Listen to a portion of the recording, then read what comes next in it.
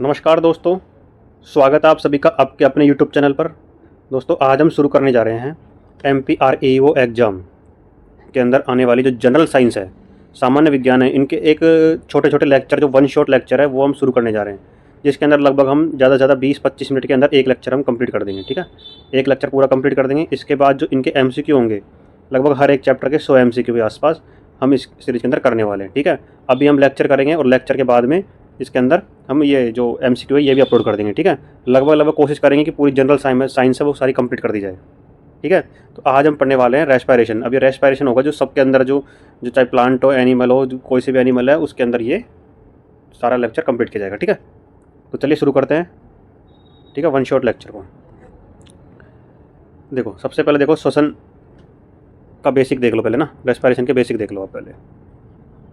Second, इस lecture में ना थोड़ा आप ध्यान रखना, थोड़ा ना हम जल्दी जल्दी कंप्लीट करेंगे क्योंकि कोशिश करेंगे कि ये जो वन शॉट लेक्चर है जल्दी से जल्दी खत्म हो सके। ठीक है, इसकी परिभाषा देखो। जीवित कोशिका में ग्लूकोज का एंजाइम द्वारा क्रमबद्ध ऑक्सीकरण होकर ATP, CO2, H2O और ऊर्जा बनाना रेस्पिरेशन होता है ये। ठीक है, क्या होता है, ATP बनाते हैं क्योंकि ऊर्जा की प्राप्ति के लिए करते हैं, तो CO2 छोड़ते हैं, H2O और ऊर्जा बनाने में काम आती है। ठीक है, इसका समीकरण ये है C6H12O6 प्लस 6CO2। तो इसके बाद में 6CO2, यहाँ पे 6O2 है ना, O2 अपन ग्रहण कर लेंगे एक तरीके से और 6CO2 छोड़ देंगे, 6H2O के अणु बनेंगे और इसके अंदर जो ऊर्जा होगी वो कितनी खपत होगी, 686 किलो कैलोरी ऊर्जा बनेगी। ठीक है, और 38 ATP का निर्माण होगा। ठीक है, ऊर्जा बंटवारा देखो 40% ATP में और जो बंटवारा होता है वो 60% ऊष्मा में जाती है। ठीक है, श्वसन की 3 अवस्थाएं होते हैं। बाह्य श्वसन, ये तो फेफड़ों द्वारा होता है बाह्य श्वसन। ठीक है, फेफड़ों द्वारा अंदर और बाहर छोड़ते हैं, ये होता है बाह्य श्वसन है ना, अंदर और CO2 बाहर है ना, O2 अंदर और CO2 बाहर। गैस परिवहन ये होता है रक्त द्वारा। ठीक है, क्योंकि O2 रक्त में मिल जाती है, फिर रक्त के द्वारा पूरे गैस का परिवहन होता है पूरी बॉडी में। ठीक है,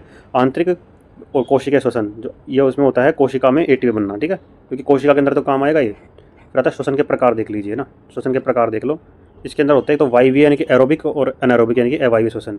इसमें ऑक्सीजन की आवश्यकता होती है, इसके अंदर नहीं होती है। ठीक है, स्थान देख लो, ये होता है कोशिका द्रव में, माइटोकॉन्ड्रिया में, और ये होता है ओनली कोशिका द्रव में। ठीक है, अवायवीय श्वसन जो होता है कोशिका द्रव में होता है। इसमें 38 ATP का निर्माण होता है, इसके अंदर 2 ATP का निर्माण होता है। ठीक है, कैसे कैसे होता है वो हम आगे बताएंगे, अभी आप ओनली याद रख लो कि वायवीय श्वसन जो एरोबिक होता है इसमें 38 ATP और अवायवीय में ओनली 2 ATP का निर्माण होता है। इसमें अंतिम उत्पाद बनता है CO2 प्लस H2 बनता है। क्या बनता है, CO2 प्लस H2 बनता है। और इसके अंदर अंतिम उत्पाद एथेनॉल और लैक्टिक अम्ल बनता है। जो अपनी बॉडी अगर अपन ज़्यादा दौड़ते हैं तो उसके अंदर क्या होता है, अवायवीय श्वसन हो जाती है, इसलिए उसमें क्या होता है, लैक्टिक अम्ल का निर्माण हो जाता है। ठीक है, तभी तो थकान सी महसूस होती है। उदाहरण के लिए देख लो, अधिकांश पौधे और जंतु होते हैं ना वो वायवीय श्वसन करते हैं, और यीस्ट और पेशी, ये बताया था ना वो पेशियों के अंदर।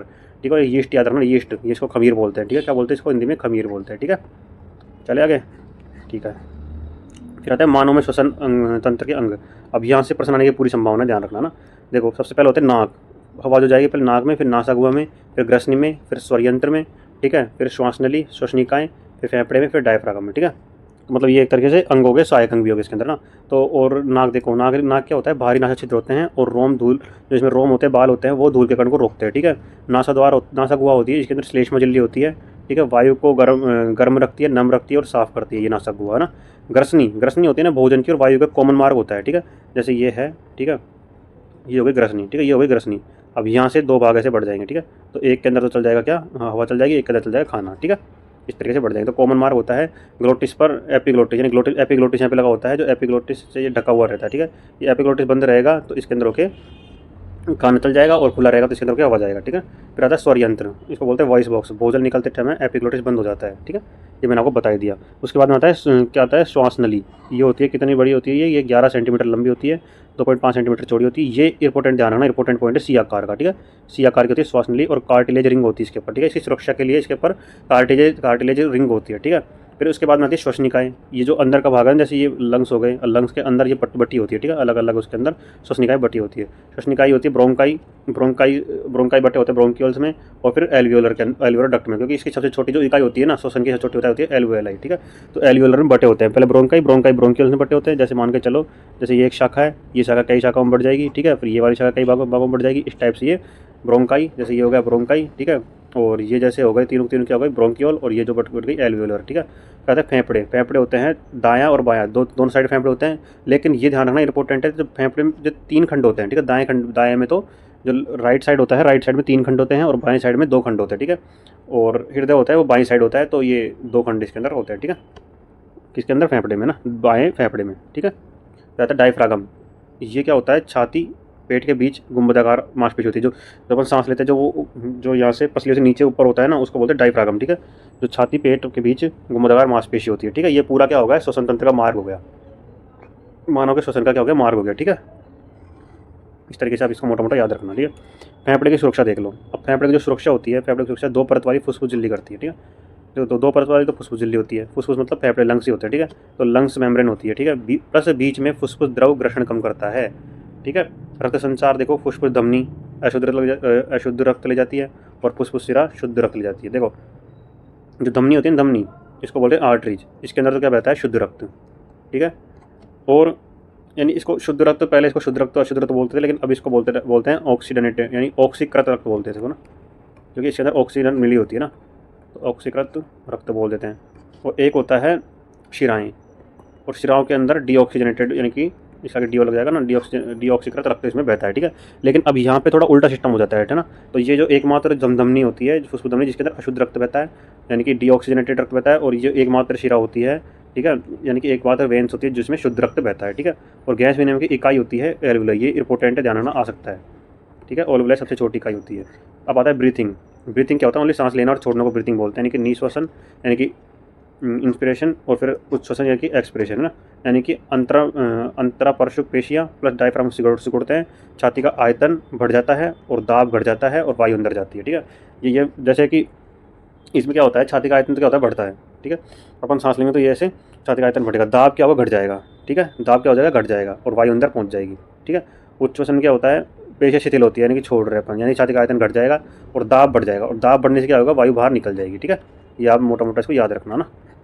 अब वायु का संगठन देख लीजिए। वायु का संगठन जो होता है, देखो नाइट्रोजन कितनी होती है, जो वातावरण में ध्यान रखना, पहले 79%, और सॉरी वातावरण नहीं, सॉरी अंदर ले जाते हैं ना, मतलब ले जाते टाइम पे तो वही रहेगा कॉम्पोजिशन, तो वातावरण में रहेगा तो 79% हो जाएगा ना, 21% ऑक्सीजन हो जाएगा और 0.03% का जाएगा CO2 हो जाएगा। लेकिन जब बाहर निकलेगी ना, तो ध्यान रखना 79% तो नाइट्रोजन मात्रा तो क्या रहेगी, समान रहेगी। ठीक है, नाइट्रोजन मात्रा क्या रहेगी, समान रहेगी। ऑक्सीजन की मात्रा कितनी हो जाएगी, 17%, यानी कितने परसेंट काम हो गई, 4% ऑक्सीजन काम आती है। तो पर्सन पूछ सकता है कितने परसेंट ऑक्सीजन काम आती है, ओनली 4%, और CO2 जो होता है उसके अंदर वो 4% बाहर निकलती है। ठीक है, 4% बाहर निकलती है, क्योंकि 4% काम आई तो 4% बाहर भी निकलेगी एक तरीके से ना। अब आता है उच्छ्वासन वर्सेस श्वसन। उच्छ्वासन क्या होता है, यानी कि बाहर होता है, और श्वसन अंदर होता है। ठीक है, श्वसन तो क्या होता है, अंदर की ब्रीथिंग जो होती है ना, ब्रीथिंग ओनली सांस लेना छोड़ना, ये तो कहती है बाहर हो जाती है। और श्वसन जो कोशिका के अंदर होता है ना, वो होता है श्वसन अंदर होता है। ठीक है, इसको रेस्पिरेशन बोलते हैं। ठीक है, इसको ब्रीथिंग बोलते हैं, दोनों में अंतर स्पष्ट रखना ना। श्वासोच्छ्वास में ऊर्जा नहीं बनती, लेकिन श्वसन, क्योंकि श्वसन किस में हो रहा है, कोशिका में हो रहा है, तो कोशिका में ATP बनते हैं ना। और ये जो ब्रीथिंग होती है भौतिक क्रिया है ओनली, जैसे छोड़ दी और निकाल दी। और इसमें क्या होता है, ये जैव रासायनिक क्रिया है, क्योंकि ये कोशिका के अंदर होता है, जैव जीवित हो गई। ठीक है, और ATP यानी रसायन का निर्माण होता है, और ये रासायनिक क्रिया हो गई। ठीक है, चले आगे। ठीक है, अब आता है गैसों का विनिमय और परिवहन। ठीक है, तो देखो गैसों का विनिमय कैसे होता है, ये होता है 3 प्रकार से ना, मतलब स्टेप बाय स्टेप देख लो। गैस विनिमय, एक्सचेंज ऑफ गैसेज। वायु कोश की पतली दीवार है ना, रक्त केशिका के बीच होता है, यानी कि जो एल्वुलाई होती है ना, एल्वुलाई की दीवार ऑब्जेक्ट हो ना। ठीक है, और रक्त केशिका होती है। ठीक है, ब्लड कैपिलरीज, उनके बीच में क्या होता है, विसरण से, विसरण मतलब कि अधिक सांद्रता से कम सांद्रता की ओर करते हैं गति है ना, यानी कि ऑक्सीजन की मात्रा क्या होती है इसमें, कम रहती है, इसमें रक्त में, और बाहर क्या रहती है, ज़्यादा रहती है। तो क्या होगा, जो ऑक्सीजन होगी ना वो अधिक सांद्रता रहेगी बाहर, और रक्त में कम रहेगी, तो वो अधिक सांद्रता से कम सांद्रता की ओर क्या होगी, विसरण से इसमें हीमोग्लोबिन मिल जाएगी एक तरीके से ना, मतलब कि ब्लड में मिल जाएगी। ठीक है, अब आता है ऑक्सीजन का परिवहन। तो ये होता है 97% तो हीमोग्लोबिन से होता है, और 3% जो होता है वो कहाँ चल जाती है, प्लाज्मा में घुली रहती है। ठीक है, तो हीमोग्लोबिन से देखो, पहले क्या बताया मैंने, एल्वुलाई की दीवार और रक्त केशिका के बीच में होता है विसरण से। ठीक है, अब 97% हीमोग्लोबिन से और 3% प्लाज्मा में घुल के होता है। ठीक है, इसमें क्या आ जाएगा, ऑक्सी हीमोग्लोबिन, यानी कि हीमोग्लोबिन में ऑक्सीजन जुड़ेगा तो क्या आ जाएगा, ऑक्सी हीमोग्लोबिन आ जाएगा, यानी कि हीमोग्लोबिन में 4 अणु ऑक्सीजन के जुड़ेंगे तो हीमोग्लोबिन आ जाएगा। ठीक है, ऑक्सी हीमोग्लोबिन आ जाएगा। और 100 ml जो ब्लड रहेगा ना, उसके अंदर 50 ग्राम क्या रहेगा, हीमोग्लोबिन रहेगा। ठीक है, और तीसरा देखो कार्बन डाइऑक्साइड का परिवहन। ठीक है, कार्बन डाइऑक्साइड का परिवहन, इसमें जो होता है ना, इसमें 70% तो क्या होता है, बाइकार्बोनेट है ना, 20% कार्बामीनो हीमोग्लोबिन, और 10% होता है जो होती है वो प्लाज्मा में घुली रहती है। ठीक है ना। तो एक चीज़ और देखना था कि यहाँ पे मैंने क्या बताया था आपको, जैसे 97% हीमोग्लोबिन, मतलब 97% ऑक्सीजन ना वो हीमोग्लोबिन में घुल गई, और हीमोग्लोबिन क्या बोल देंगे फिर, ऑक्सी हीमोग्लोबिन। ठीक है, अब क्या होगा, ये जाएंगे RBC के पास में। ठीक है, तो RBC के पास में जाएंगे ना, तो RBC के पास में क्या होती है, ऑटोकम होती है। है ना। O2 क्या होती है, कम होती है। अब यहाँ पे O2 ज़्यादा रहती है तो अधिक सांद्रता से कम सांद्रता की ओर चल जाएगी वापस। तो ये क्या होगा, RBC के अंदर क्या होगा, चल जाएगी। कौन चल जाएगी, ऑक्सीजन चल जाएगी। और 3% कहाँ चल जाएगी, ऐसे नॉर्मली प्लाज्मा के अंदर चल जाती है, ठीक है। अब मैंने क्या बताया यहाँ पे एक एंजाइम है, ठीक है, कार्बनिक एनहाइड्रेज एंजाइम। ये क्या करेगा, अब जैसे हीमोग्लोबिन, जैसे उत्तकों के अंदर यानी कोशिका के अंदर क्या हुआ, ऑक्सीजन चले गई, अब वहाँ पे काम में आ गई, ठीक है। ठीक है सर, यहाँ तक कोई दिक्कत नहीं है।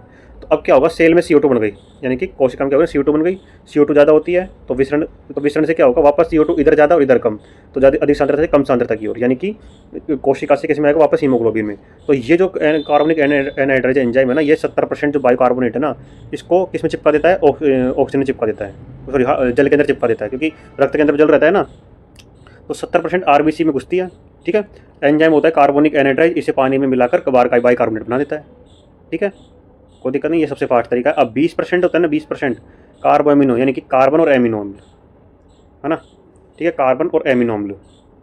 तो ये क्या होता है, 20% क्या होता है, सीधे प्रोटीन के चिपक जाती है। कौन से प्रोटीन के, हीमोग्लोबिन प्रोटीन के, ठीक है। 20% क्या होती है, ये सीधे हीमोग्लोबिन के चिपक जाती है और क्या बना लेती है, कार्ब अमीनो HB बना लेती है ना, हीमोग्लोबिन कार्ब, इसको लिख देता हूँ मैं, कार्ब अमीनो HB बना लेगी, ठीक है। और 10% कुछ नहीं है, तो मतलब प्लाज्मा में घुली हुई रहती है नॉर्मली ना, ये तो नॉर्मली इतनी तो रहती भी है ना, ठीक है। चले आगे, कोई दिक्कत परेशानी, बोले सर नहीं है अब तो। अब ये जो टेबल है ना, इसको देख लेना ध्यान से, इसमें से संभावना है कि प्रश्न आ जाए अपने, है ना। सेलुलर रेस्पिरेशन, अब इसके अंदर पहले तो ध्यान रखना कि इसमें 38 ATP का जो निर्माण होता है ना, वही बात है ये, ठीक है। बोले ठीक है सर। ये क्या होती है, 4 स्टेप में कंप्लीट होती है, ठीक है। सेलुलर रेस्पिरेशन होता है वो 4 स्टेप में होता है, और 4 स्टेप में अलग अलग साइकिल चलती है ना। 4 स्टेप में क्या होती है दोस्तों, अलग अलग साइकिल चलती है, ठीक है। बोले ठीक है सर। सबसे पहले स्टेप देखो क्या होता है, ग्लाइकोलाइसिस। ग्लाइकोलाइसिस होता है वो कहाँ पे होता है, कोशिका द्रव में होता है। दूसरी होती है पायरुवेट ऑक्सीकरण, है ना, पायरुवेट ऑक्सीडेशन, ये होता है माइटोकॉन्ड्रिया के मैट्रिक्स में होता है। तीसरा होता है क्रेब्स साइकिल, ये होता है माइटोकॉन्ड्रिया के मैट्रिक्स में, है ना, यानी कि 2 बीच के जो है ना, ये किस में हो गए, मैट्रिक्स में। और चौथा जो होता है ना, ETC, इलेक्ट्रॉन ट्रांसपोर्ट चेन, ये माइटोकॉन्ड्रिया के भीतरी झिल्ली में होता है, ठीक है। इसमें एक ग्लूकोज का अणु 2 पायरुवेट में टूटता है। ग्लाइकोलाइसिस में एक ग्लूकोज का अणु 2 पायरुवेट में टूट जाएगा। अब क्या होगा, पायरुवेट ऑक्सीकरण के अंदर पायरुवेट का जो अणु रहेंगे वो एसिटाइल CoA बनाते हैं, ठीक है। और ये जो एसिटाइल CoA है ना, ये एसिटाइल CoA पूरी तरह टूटता है किसके अंदर, क्रेब्स साइकिल के अंदर टूट जाएगा, ठीक है। और इलेक्ट्रॉन ETC जो सिस्टम है, इसके अंदर क्या होगा, NADH FADH2 से ज़्यादा ATP बनता है, ठीक है। NADH या फिर FADH2 से ज़्यादा ATP बनता है यहाँ पे, ठीक है। इनका ये मुख्य काम हो गया, ठीक है। अब इनका उत्पाद देख लो, जैसे ग्लाइकोलाइसिस है, ग्लाइकोलाइसिस में 2 ATP का निर्माण होगा और 2 NADH का निर्माण होगा। और O2 यहाँ पे क्या होता है, काम में नहीं आती है, इधर ना O2 यहाँ पे काम में नहीं आ रही है, ठीक है। यहाँ पे क्या होता है, NADH, 2 तो NADH के निर्माण हो गए, इसमें पायरुवेट ऑक्सीकरण में, है ना। और 2 CO2 के अणु बनेंगे ना, और O2 नहीं चाहिए इसके अंदर, ध्यान, सॉरी O2 चाहिए इसके अंदर ना, O2 चाहिए इसके अंदर, ठीक है। इसके अंदर O2 नहीं चाहिए, इसके अंदर O2 चाहिए। क्रेब्स साइकिल है, इसके अंदर 2 ATP बनेंगे, 6 NADH बनेंगे और 2 FADH बनेंगे। जैसे ATP होता है ना, ऐसे ये होता है, ठीक है। तो दो क्या बन जाएंगे इसके अंदर, 6 NADH, 2 FADH2 बन जाएंगे और 4 CO2 बन जाएंगे, ठीक है।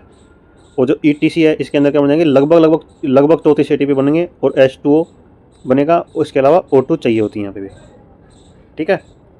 एक बार इसको वापस थोड़ा सा देख लो ना। ग्लाइकोलाइसिस कोशिका द्रव में होता है, एक ग्लूकोज अणु से 2 पायरुवेट अणु बनते हैं, 2 ATP NADH2 चाहिए होते हैं और NADH मतलब उत्पाद बनते हैं और O2 नहीं चाहिए होती, ठीक है। पायरुवेट ऑक्सीकरण इसके माइटोकॉन्ड्रिया मैट्रिक्स में होता है, पायरुवेट से एसिटाइल CO बनता है, 2 NADH और 2 CO2 बनते हैं, O2 इसके अंदर चाहिए होती है, ठीक है। क्रेब्स साइकिल माइटोकॉन्ड्रिया के मैट्रिक्स में दोनों का सेम हो गया, एसिटाइल CoA पूरी तरह टूट जाता है और इसके अंदर 2 ATP, 6 NADH और 2 FADH2 और 4 CO2 बनते हैं, ठीक है। और ETC के अंदर क्या होता है, माइटोकॉन्ड्रिया की भीतरी झिल्ली के ऊपर होगा ये, ठीक है। NADH FADH2 से ज़्यादा ATP बनाता है और लगभग 34 ATP का निर्माण होता है और H2O O2 चाहिए होता है ना, H2O तो बनता है और O2 चाहिए होती है, ठीक है।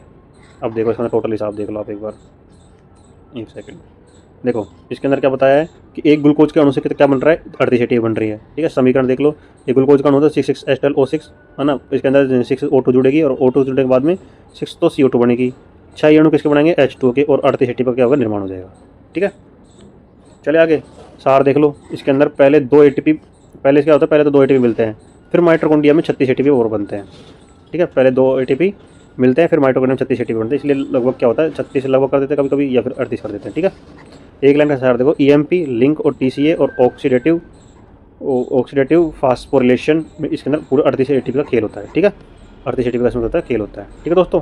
चले आगे, ये तो आप पेज पूरा अच्छी तरीके से याद कर जाना। अब इनके बारे में एक एक दो दो पॉइंट और देख लो आप। तो ग्लाइकोलाइसिस होता है, इसका अदर नेम होता है ईएमपी पाथवे। ईएमपी पथ होते हैं, ईएमपी पाथवे बोलते हैं। इसकी डिटेल देख लो। ये अनारोबिक होती है क्योंकि मैंने बताया था ऑक्सीजन के बिना ही होती है, इसलिए बैक्टीरिया में भी होती है ये, ठीक है। यहाँ से लैक्टिक एसिड बनता है जब O2 नहीं मिलती, इसी से मांसपेशियों में दर्द होता है। इंपॉर्टेंट है, ध्यान रखना, ठीक है। क्रेब्स दूसरा देख लो पायरुवेट ऑक्सीकरण। इसके अंदर इसको अदर नेम है लिंक रिएक्शन और ब्रिज रिएक्शन। लिंक यानी कि एक दूसरे को जोड़ने का काम कर रही है, क्रेब्स और ग्लाइकोलाइसिस जोड़ने का काम कर रही है ये लिंक रिएक्शन, क्योंकि इसके अंदर एसिटाइल CO जो बनता है ना, वो इसके अंदर काम आता है, ठीक है। इस टाइप में CO2 निकलती है, NaDH2 बनता है, और CO2 फेंकने वाला स्टेप भी कहते हैं, ठीक है। CO2 फेंकने वाला स्टेप भी कहते हैं। एसिटाइल CO बनता है जो सीधा क्रेब्स चक्कर में घुसता है, और इसे गेटवे टू क्रेब्स कहते हैं, ठीक है। अब देख लो इसके अंदर क्रेब्स के अंदर क्रेब साइकिल का अदर नेम क्या है, TCA बोलते हैं इसको, ठीक है। ठीक है, TCA मतलब कि ट्राई कार्बोक्सिलिक एसिड साइकिल, ठीक है। साइट्रिक एसिड चक्कर भी कहते हैं इसको, क्या बोलते हैं, साइट्रिक एसिड चक्कर भी कहते हैं, ठीक है। डिटेल देख लो। इसे सेंट्रल हब ऑफ मेटाबॉलिज्म कहते हैं, क्योंकि प्रोटीन फैट सब यहीं आकर टूटते हैं, ठीक है। सबसे ज़्यादा NADH प्लस FADH2 यही बनते हैं, ठीक है। यहीं आगे जाकर ETC में ATP बनाएंगे, है ना, ETC में ATP बनाएंगे। इसके बाद देख लो ETC। अब आ गया ETC, है ना, इलेक्ट्रॉन ट्रांसपोर्ट चैन बोलते हैं, फुल फॉर्म याद रखना। ऑक्सी या फास्फोरिलीकरण, ठीक है, ऑक्सीडेटिव फास्फोरिलेशन। डिटेल देख लो। इसमें O2 आखिरी इलेक्ट्रॉन लेती है, ठीक है। O2 क्या होती है, इसमें O2 आखिरी इलेक्ट्रॉन लेती है और H2 बनाती है, इसलिए इसे क्या बोलते हैं, टर्मिनल ऑक्सीडेज भी कहते हैं। क्या बोलते हैं इसको, टर्मिनल ऑक्सीडेज भी कहते हैं। ATP सिंथेटेज में क्या होता है, एंजाइम यही होता है, ATP सिंथेटेज एंजाइम यही होता है। इसे सेल के पावर हाउस की क्या बोलते हैं, इसको टरबाइन बोलते हैं, ठीक है। याद रहेगा, ठीक है, कोई दिक्कत नहीं है। चलो आगे फिर देखिए दोस्तों, एक चीज़ और याद रखना, जो इसके अंदर जो इसके खोज करता है ना, एक सेकंड देखिए, EMP पाथवे है ना, इससे खोज करता जो थे ना, वो ध्यान रखना। E से तो इसके अंदर क्या जाएगा, एम्बिडेन ना, एम्बिडेन, ठीक है। M से क्या जाएगा, मेयर हाफ, ठीक है। और P से क्या जाएगा, पारनास, ठीक है, ये याद रखना, ठीक है। ये इनके खोज करता है, ठीक है। पायरुवेट ऑक्सीकरण है, इसे खोज करता कौन है, फ्रिज लिपमैन और ओचोआ, है ना। देखो लिख देता हूँ यहाँ पे मैं, लिपमैन, ठीक है, लिपमैन हो जाएगा ये। इसके अलावा क्या हो जाएगा, ओचोआ, ठीक है। और क्रेब्स साइकिल है, इसकी खोज करता किसने की थी, क्रेब्स ने की थी, एडोल्फ क्रेब्स ने की थी। और ETC है, इसकी किसने की थी, पीटर मिचेल ने, ठीक है, पीटर मिचेल ने, ठीक है। सबसे इंपॉर्टेंट है ग्लाइकोलाइसिस खोज करता है, आप याद रखना, ठीक है। कभी कभी EMP की फुल फॉर्म पूछ लेते हैं ना। अब देखो RQ, श्वसन गुणांक बोलते हैं, श्वसन गुणांक, है ना, श्वसन गुणांक बोलते हैं RQ, है ना। ये इसका क्या होता है, फॉर्मूला ये याद रखना, ठीक है, ठीक है।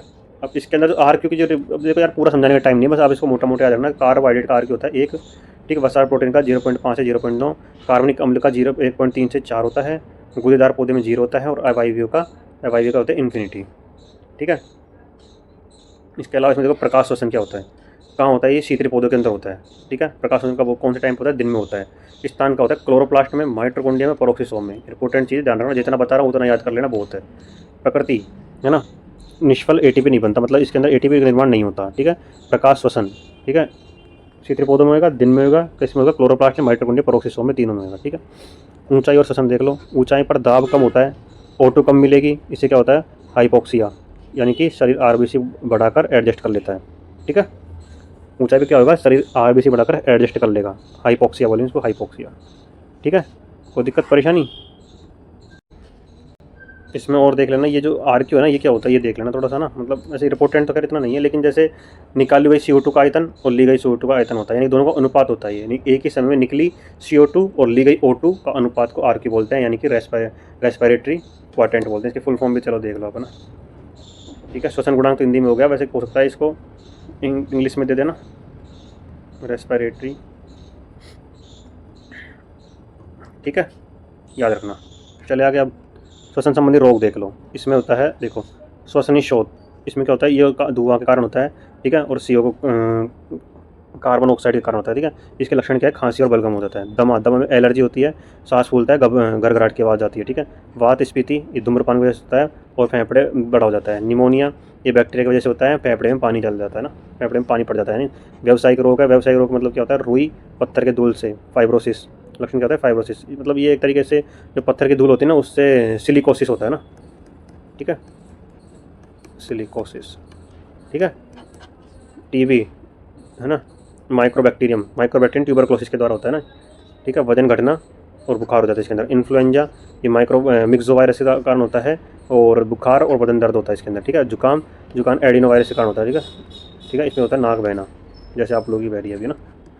अब इसके अंदर छोटे छोटे पॉइंट देख लो आप, है ना, छोटे छोटे पॉइंट है इसके अंदर। पावर हाउस माइटोकॉन्ड्रिया बोलते हैं, ग्लाइकोलाइसिस कोशिका द्रव्य में होता है, क्रेब्स माइटोकॉन्ड्रिया मैट्रिक्स में होता है, ईटीसी ज़्यादा क्रिस्टी में होता है, यूकुलेटिव का निर्माण 38 होता है। O2 परिवहन 97% तो हीमोग्लोबिन के द्वारा होता है। CO2 परिवहन 70% बाइकार्बोनेट के रूप में होता है। श्वसन केंद्र मेडुला में, ये ध्यान रखना, श्वसन केंद्र होता है वो मेडुला में होता है। ये आगे और भी चैप्टर कराऊंगा ना, उसके अंदर भी आएगा। FRC ये 1500 ml, ठीक है। R की अधिकतम कार्बन अम्ल का होता है 4, ठीक है। गैस विनिमय जो होता है वो वायु कोश में एल्वुलाई में होता है, ठीक है। फुसफुस धमनी में अशुद्ध रक्त रहता है, इम्पोर्टेंट है ना।